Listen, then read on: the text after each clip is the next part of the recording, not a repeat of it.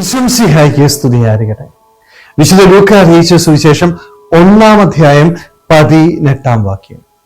സക്കറിയ ദൂതനോട് ചോദിച്ചു, ഞാൻ ഇത് എങ്ങനെ അറിയും? ഇന്ന് ആരാധനാ വത്സരകാലത്തിലെ പുതിയ ഒരു വർഷത്തിലേക്ക് നമ്മൾ പ്രവേശിക്കുക, മംഗളവാർത്താക്കാലം.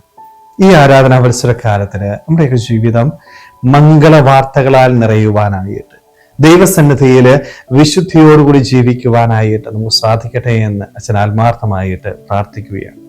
ഇന്നത്തെ വചനത്തില് സക്കറിയ ദൂതനോട് ചോദിക്കുന്ന ചോദ്യം, അതെ, ഇത് ഞാൻ എങ്ങനെ അറിയും? സക്കറിയ ആരായിരുന്നു? അവൻ ഒരു പുരോഹിതനായിരുന്നു, അല്ലെ?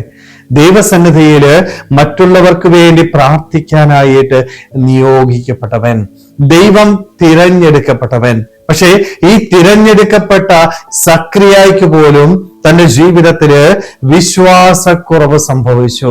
ദൈവത്തിന്റെ ദൂതൻ ഒരു മംഗളവാർത്ത കൊടുത്തപ്പോൾ അത് സ്വീകരിക്കാനായിട്ട് സക്കറിയായ്ക്ക് സാധിച്ചില്ല.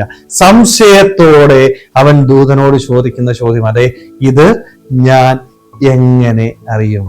സ്നേഹമുള്ളവരെ, ഇതേ സംശയം നമ്മുടെ ജീവിതത്തിൽ നമുക്കും ഉണ്ടായിട്ടില്ലേ?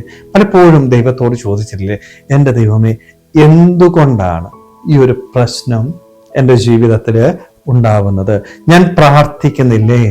വിശുദ്ധ കുർബാനയിൽ പങ്കെടുക്കുന്നില്ലേ? നിന്റെ നിയമങ്ങള് കൃത്യമായിട്ടല്ലേ പാലിക്കുന്നത്? എന്നിട്ടും എന്തുകൊണ്ടാ എൻ്റെ ദൈവമേ നീ എന്നെ ഉപേക്ഷിച്ചത്? വിശ്വാസം കുറഞ്ഞുകൊണ്ട് പലപ്പോഴും ദൈവത്തോട് ചോദിക്കുന്ന ഒരു ചോദ്യം, ഒരു സംശയം നമ്മുടെയൊക്കെ ജീവിതത്തിൽ പലപ്പോഴും തോന്നിയിട്ടില്ലേ? പലപ്പോഴും ദൈവത്തോട് നമ്മൾ ഇത് ചോദിച്ചിട്ടില്ലേ? നിരാശപ്പെട്ടിരുന്നിട്ടില്ലേ? ഈ സംശയത്തിന് എന്താണ് പരിഹാരം? ഈ ഒരു പരിഹാരം ദൈവം സക്കറിയായ്ക്ക് കൊടുക്കുന്നുണ്ട്. സക്കറിയയോട് പറയുന്നത് എന്നത്, ഇത് സംഭവിക്കുന്നത് വരെ നീ മൂകനായിരിക്കും.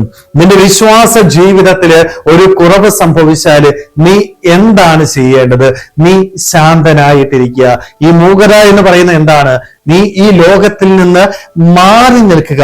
ലോകത്തോട് സംസാരിക്കാതെ നിശബ്ദനായിരുന്നു കൊണ്ട് ദൈവത്തിന്റെ വചനം കേട്ട് അത് ഗ്രഹിക്കാനായിട്ട് തയ്യാറാവുക. സ്നേഹമുള്ളവരെ, നമ്മുടെയൊക്കെ ജീവിതത്തിലും വിശ്വാസക്കുറവുണ്ടാകുമ്പോൾ, ഒരു സംശയം ഉണ്ടാകുമ്പോൾ എൻ്റെ ദൈവം എന്നോടും പറയുന്നത് ഇതേ കാര്യം തന്നെയാ. സക്കറിയയെ പോലെ നീ മൂകനായിട്ട് നിശബ്ദനായിട്ട് ദൈവസന്നിധിയിൽ ഇരുന്ന് അവനെ കേൾക്കാനായിട്ട് തയ്യാറാവണം. നിശബ്ദത നിന്റെ ജീവിതത്തിൽ ഉണ്ടായാൽ മാത്രമേ ഈ ലോകത്തിൽ നിന്ന് മാറി ദൈവസന്നിധിയിൽ ഇരുന്ന് അവനെ കേൾക്കാനായിട്ട് നമുക്ക് സാധിക്കത്തുള്ളൂ. പക്ഷെ പലപ്പോഴും ഈ ഒരു വചനം നമ്മുടെ ജീവിതത്തിൽ കേൾക്കാനായിട്ട്, അനുസരിക്കാനായിട്ട് നമുക്ക് സാധിക്കുന്നില്ല. സംശയങ്ങൾ ഉണ്ടാകുമ്പോൾ പലപ്പോഴും ദൈവത്തെ കുറ്റം പറഞ്ഞ് കടന്നു പോകുന്ന വ്യക്തികളായിട്ട് നമ്മൾ മാറുകയാണ്. കാരണം ശാന്തത ഇന്ന് എനിക്ക് ഇഷ്ടമില്ല, അല്ലെ? 5 മിനിറ്റ് സ്വസ്ഥമായിട്ട് ശാന്തമായിട്ട് ഇരിക്കണമെന്ന് പറഞ്ഞാൽ പലപ്പോഴും ഇന്ന് എനിക്കത് പറ്റുന്നില്ല. 5 മിനിറ്റ് ദൈവസന്നിധിയിൽ ഇരിക്കുമ്പോഴും എൻ്റെ മനസ്സ് ശാന്തമാക്കാനായിട്ട് എനിക്ക് സാധിക്കുന്നില്ല. ഇഷ്ടംപോലെ കാര്യങ്ങൾ എൻ്റെ മനസ്സിലൂടെ കടന്നു പോവുക. അനുദിനം വിശുദ്ധ കുർബാന അർപ്പിക്കുമ്പോൾ പോലും കുർബാനയില് എൻ്റെ ശ്രദ്ധ മുന്നോട്ട് കൊണ്ടുപോകാൻ പറ്റുന്നില്ല. പല കാര്യങ്ങൾ എൻ്റെ ഉള്ളിലൂടെ കടന്നു പോവുക. ശാന്തത നഷ്ടപ്പെട്ട് ബഹളങ്ങളിൽ ജീവിക്കുന്ന വ്യക്തികളായിട്ട് നമ്മൾ മാറുകയാണ്. ദൈവം നിന്നോട് സംസാരിക്കണമെങ്കിൽ, നിന്റെ ജീവിതത്തിലെ സംശയങ്ങൾക്ക് ഉത്തരം ലഭിക്കണമെങ്കിൽ നീ ഈ ബഹളത്തിൽ നിന്ന് അകന്ന് ശാന്തമായിട്ട് ജീവിക്കാനായിട്ട് തയ്യാറാവണം. സ്നേഹമുള്ളവരെ, അതുകൊണ്ട് നമ്മുടെ ജീവിതത്തിൽ ഈ വിശ്വാസക്കുറവുണ്ടാകുമ്പോൾ, സംശയത്തോടുകൂടി ദൈവസന്നിധിയിൽ ദൈവത്തോട് നമ്മൾ ചോദ്യം ചോദിക്കുമ്പോൾ, ദൈവം പറയുന്നത് പോലെ നമുക്കും ശാന്തമായിട്ടിരിക്കാം. ബഹളങ്ങളിൽ നിന്ന് അകന്ന് നമ്മുടെ ജീവിതത്തിലെ വിശ്വാസക്കുറവിനെ ദൈവസന്നിധിയിൽ സമർപ്പിക്കുവാനായിട്ട്, അവനെ കേട്ടുകൊണ്ട് ജീവിതത്തില് നമ്മുടെ പ്രശ്നങ്ങൾക്കുള്ള ഉത്തരം മനസ്സിലാക്കി ഈ ഭൂമിയിൽ സന്തോഷത്തോടുകൂടി വിശുദ്ധിയോടുകൂടി ജീവിക്കുവാനായിട്ട് നമുക്ക് ഓരോരുത്തർക്കും ആത്മാർത്ഥമായിട്ട് ആഗ്രഹിക്കാൻ പരിശ്രമിക്കുക. ദൈവം നമ്മളെല്ലാവരെയും സമൃദ്ധമായിട്ട് അനുഗ്രഹിക്കട്ടെ. ആമേൻ.